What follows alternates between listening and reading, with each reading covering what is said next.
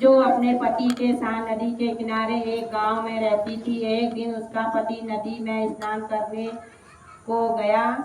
देवलोक से स्नान करते समय वहां एक मगर ने उसका पैर पकड़ लिया। तब वह मनुष्य करवा करवा करके अपने पति को चिल्ला चिल्ला कर पुकारने लगा। अपने पति की आवाज को सुनकर उसकी पतिव्रता स्त्री करवा भागी हुई चिल्लाई आई और उस पतिव्रता ने आते ही मगर को कच्चे सूत के धागे में बांध दिया।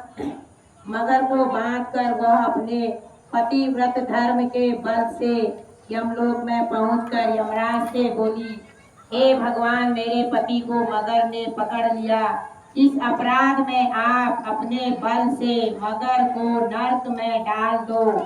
करवा की यह बात सुनकर ये यम बोले कि अभी मगर की आयु शेष है, अतः मैं अभी उसको नहीं मार सकता हूँ। यमराज की बात सुनकर करवा बोली, यदि आप ऐसा नहीं करोगे तो आपको श्राप देकर नष्ट कर दूंगी। करवा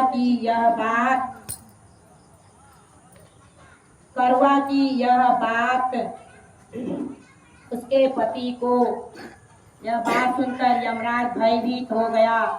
अंततः उस पतिव्रता के साथ जाकर उस मगर को यमलोक को पठा दिया और उसके पति को दीर्घायु होने का आशीर्वाद दिया। उसी दिन से करवा चौथ मनाई जाती है और व्रत रखा जाता है। हे करवा माता, जैसे तुमने उस पति की रक्षा की, ऐसे ही सबके पतियों की रक्षा करना।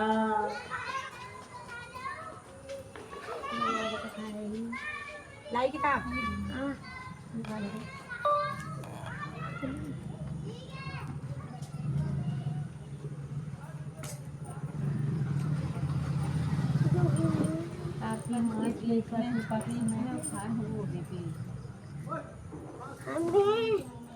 हाँ लिया और यहाँ बाहर चले जाओ। वो तुम बैठो, तुम दोनों जाओ, वो दोनों जाओ। हाँ बैठो, वो दोनों पड़ेगी। इतना बोली ना बीच में, मैंने पहले ही बोला था। हाँ ये है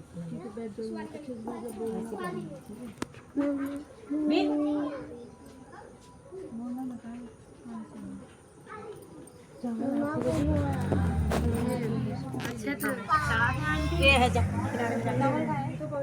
चावल वो डब्बे के अंदर लाओ। वो डब्बा लाना था छोटा वाला है कि कम है उसमें, छोटे डब्बे में है।